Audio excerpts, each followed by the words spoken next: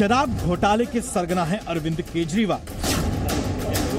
ये सीधा सीधा आरोप है पीएमएलए कोर्ट में ईडी का।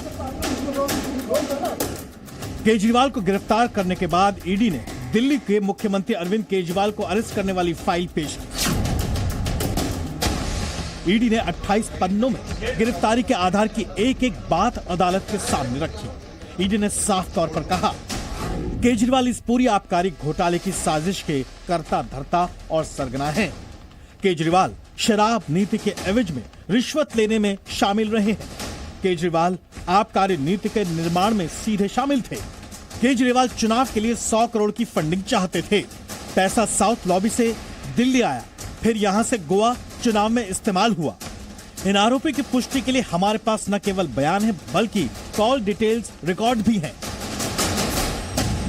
यही वजह है कि ईडी ने अदालत से केजरीवाल के रिमांड की जरूरत पर दलील दी ताकि पूछताछ की जा सके। लेकिन अब बारी केजरीवाल के पक्ष की थी तो अभिषेक मनु सिंघवी ने ईडी के एक्शन पर सवाल उठाए।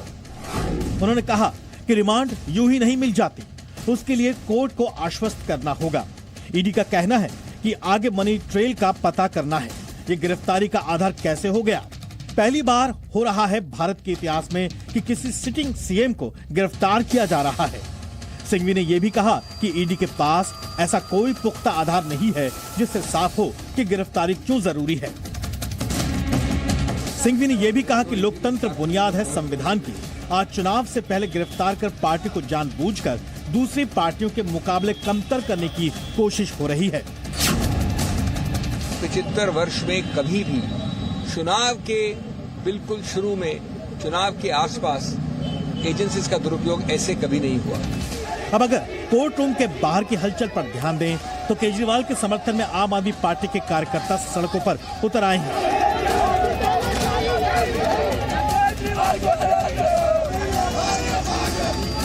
दिल्ली में कई जगह धारा 144 लगी है।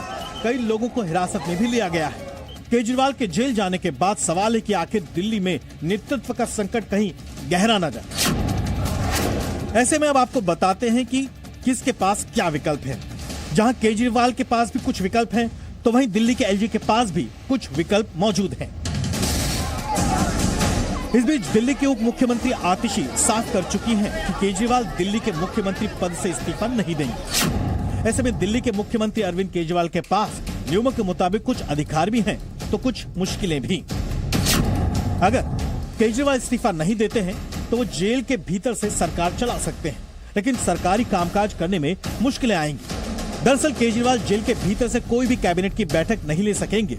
इसका कारण है गोपनीयता की शपथ का उल्लंघन। वैसे नियमों के मुताबिक दोष साबित होने तक केजरीवाल मुख्यमंत्री पद पर बने रह सकते हैं, लेकिन उन्हें जेल के भीतर से सरकार चलाने में कई व्यवहारिक समस्याओं का सामना करना पड़ेगा।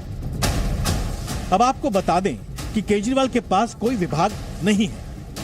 सबसे बड़ी बात आती है कि मुख्यमंत्री के अपने एक प्रोटोकॉल होता है। मुख्यमंत्री अगर प्रोटोकॉल होता है तो जेल में उन्हें कैदी की तरह, क्योंकि जेल में कैदी का कोई प्रोटोकॉल नहीं होता। जेल में उसके जो डूज एंड डोंट डिसाइडेड है जेल मैनुअल में, उसी के हिसाब से चलता है।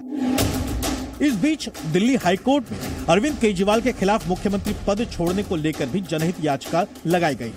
तो सवाल उठता है कि ऐसी स्थिति में आम आदमी पार्टी क्या किसी और को मुख्यमंत्री पद पर बैठाएगी? इसकी संभावना अभी भी बनी हुई है और ये सब कुछ पार्टी के वरिष्ठ नेताओं और खासकर अरविंद केजरीवाल पर निर्भर करता है।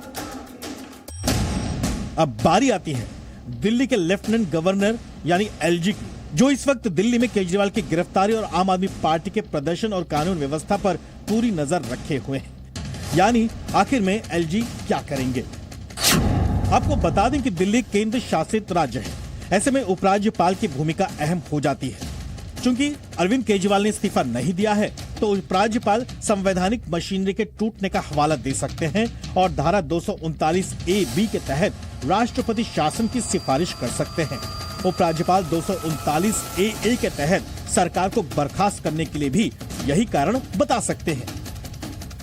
एलजी अगर उसको प्रपोज करते भी हैं, किसी भी परिस्थिति में कहते भी हैं कि भाई यहाँ संवैधानिक संकट पैदा हो गया, तो वो समझ, क्योंकि इनके पास मेजॉरिटी है विधानसभा में अपनी, तो ये भी एक विषय है।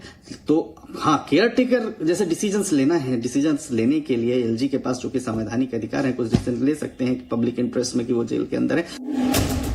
वैसे उपराज्यपाल के मन में क्या चल रहा है, इस पर तस्वीर फिलहाल साफ नहीं, जबकि आम आदमी पार्टी में आगे की रणनीति क्या होगी, इस पर मंथन गहराई से चल रहा है। ब्यूरो रिपोर्ट, जी मीडिया।